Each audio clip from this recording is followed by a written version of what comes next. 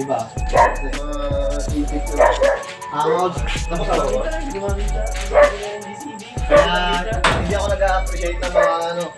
Pero pag malangkot mga Toyota natin. Takin na, boss. Ulit ko malaki yan. Puro goma. Okay. Ito yan. Puro goma lang. Ito is... Wala naman lahat lang yun. Wala na, wala. Oh, na. Kasi fiber naman yung ano ko, sides ko eh. Ito lang ako. Ayun natin.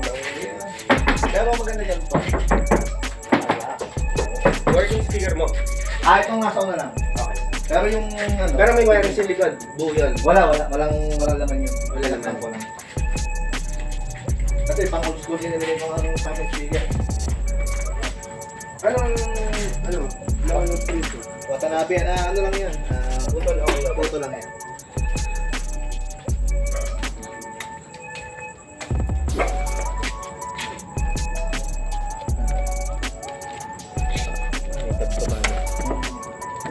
Eh, ang tanong, magkano?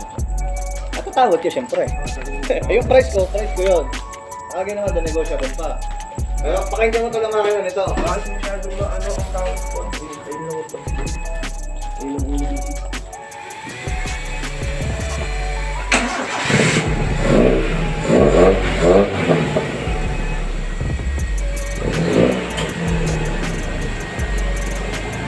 Nakakalang pinag ito, mabilis loading.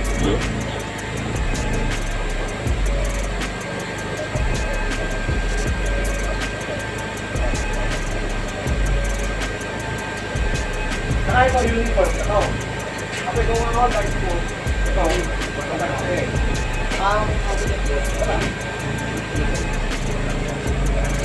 Sige, mag-presyo ka. Nagagawa ko na ng headlight yan.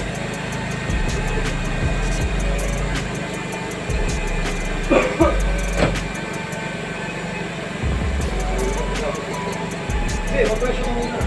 Ako mahilig kasi sa old school, na ako mga old school. Hindi mo mahilig sa exotic na hayop, papagkabay mo yan. Hindi! Aso lang ako na askal, okay na. Nakita ko nga yung muna. Ayun o.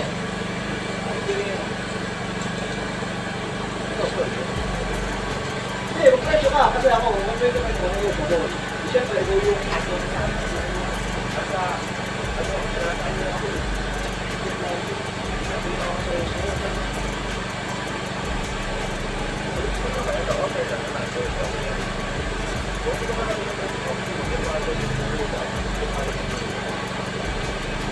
okay lang sa'yo.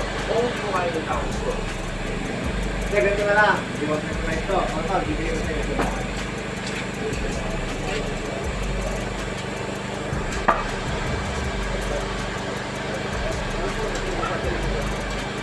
Kasi ano lang, ano dito ba? Naka-idol lang ito. So, tignan mo na yung 5. Sa'yo na yan. Oh, 30 mil na yung tawad mo. Bigyan mo na ako 95, sa'yo na yan.